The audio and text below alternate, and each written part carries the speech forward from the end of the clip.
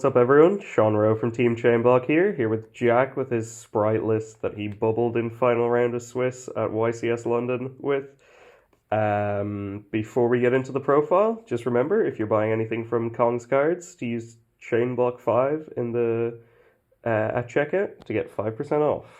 Alright, I'll get into the deck profile itself, so I'll just move these out of the way for now. So for the Spright part, I go 3 blue, 3 jet, 1 red, 1 card for the monsters. Pretty standard. I know some people have started playing multiples of both of these, but I just felt that there's other cards that fill those slots better. And then for the rest of the Spright engine, it was 3 starter, 1 gamma versus 1 double cross. No smashers because I built the deck to play against Cashier, but I didn't see any day 1 at all. I only saw 2. I saw 2 out of 3 in day 2. Obviously lost to 1 in the final round, but drawing smashers going second is dead because they generally end on a riser anyway. So there's no difference between drawing this and double cross, and then double cross is just so much better going first in this meta. And then for the supplementary engines, you have 3 beaver. It's just the best engine in terms of just the best normal summon on the deck. So it like gives you access to both engines immediately. So like you're able to go into the summon angler and then either go gigantic or sprint to get more bodies on the field in terms of if you open certain cards. And yeah, they're just so flexible. I had a Mathmech hit angler with the location rip, and I was just able to play through there. And then for the last supplementary level 2 engine, it's the 2 Melffys, Caddy and Penny. Caddy is just so much pressure. The fact that you can loop a Herald with double cross on top of the regular Spright end board is just so much pressure. And like decks just can't play through going first. I actually generally side them out going second, just because you don't actually like, unless I'm sure I'll be able to break the board with this like power spells I play, I actually would rather just see board breakers in their slot. And then for the last set of monsters, it was just the only hand draws I played were the 3 Ash and the 3 Gamma. Both were insane all day. Gamma was probably the best card in the deck. It worked in every matchup. There wasn't a matchup where I drew Gamma and I wish to do something else. And then Ash, I actually like expected to play a lot of branded, but I didn't see any across both days. But it's even still, like I played a lot of Rogue day 1, and just having Ash for like Prosperity and Ninjas is just so insane because they just don't turn in any value from the card. And then speaking of Prosperity, I play 3 Prosperity, 3 Talents as the main big blowout spells in terms of talents.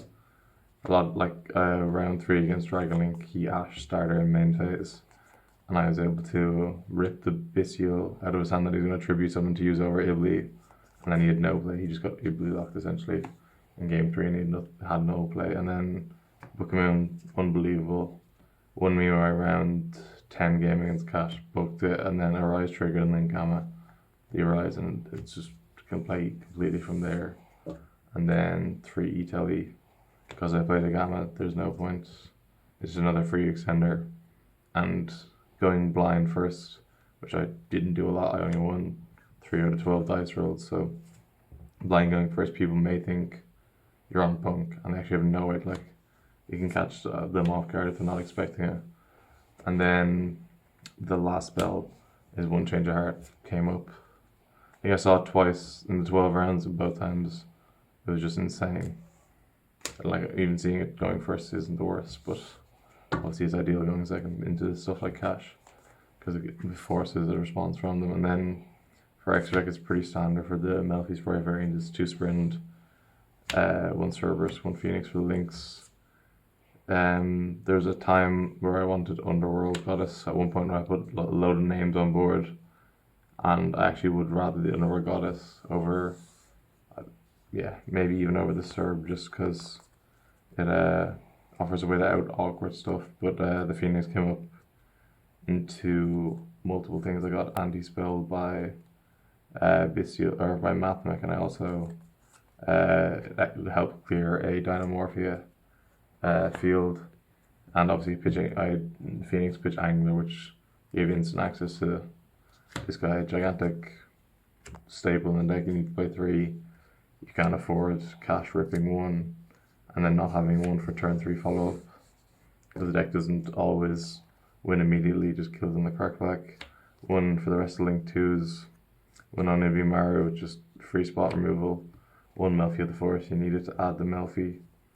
And then one Mosquito helps make Zeus lines alive, and also helps with OTK. You can just put a load of bodies on board and then immediately just crash into something big. And there's not much they can really do about it. And then speaking of the Zeus, it's the 1 downer 2 Zeus.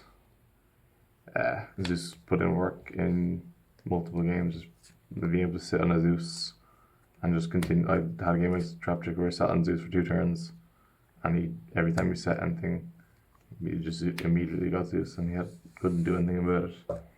And then for the last 2 check is one Mary Melffy's and one Herald. In testing, Mary Melffy's came up a lot actually, but I didn't see a lot of cash. I didn't see a lot of opportunities where it was right to bounce, especially someone monster rather than putting up an Omni Negate. And that's it for the extra deck. And then in terms of the side deck, I built the deck to beat cash, and I only saw 2, so you can tell the decisions I made. 3 Lancia. Lancia is good going first and going second in a lot of matchups, but particularly in cash. In cash, you use Shotgun and Stand My Phase, turns off their prosperities, turns off all their banishes for the turn, so they lose a lot of extension. And then obviously going first, you can bring it in as extra protection over for evenly. Yeah, especially when you're getting closer to time, you don't want to risk bringing in Solemns in case the game gets dragged out. And then Ibli put in work all day. A lot of cash players stopped putting Link Rebo in the extra deck because they just didn't respect. Ibli wasn't a plan A for decks, so I felt going in, and it just works. Like decks that are tight on extra deck space anyway don't have anything to account for the Ibli. And then Red Resonator because it's a tuner and I like making synchros. And then for the only back row hate I really played was 3 Cosmic and then the 1 Smashers. Never saw it all day, and then didn't see either. Actually, I never saw any of this when I brought it in all day. But obviously it's great in theory, especially in the Runic games, which I just didn't have. And then 3 Dark Ruler for the mirror. I thought, well, there was a lot of Spright. I just only saw it once, and then had Dark Ruler, and it's just an auto win in the mirror. Even with stuff like Double Cross, you can play through it a lot easier. And then the last card in the side was just the 3 Solemn Judgment. It's just so flexible. It allows you to protect boards. Even in the mirror game through 2 and 3, flipping Solemn on a normal summon is often a turn ender without extension. It puts them on having like a starter to get bodies on board, and then you just have to negate it. And it just puts so much pressure on certain decks. Like I know against ninjas, round 8 of day 1, I got to a really slow game state, and he top decked Hanzo and goes Hanzo, and I just Solemn Hanzo, and then I was able to use Gigantic on the next turn and just win from there. But yeah, no, unfortunately, lost the last round of Swiss cash.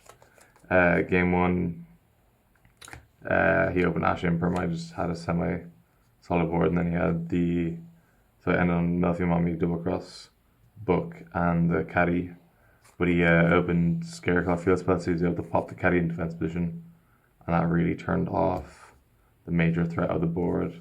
And then game 2, I got Dustered, Talons, Trust, and then Terraforming into full combo, and it was just GG's. But no, for first YCS, it was a good experience, and hopefully can build on it going forward. But yeah, no, make sure to use code ChainBlock5 if you're checking out Conquer cards.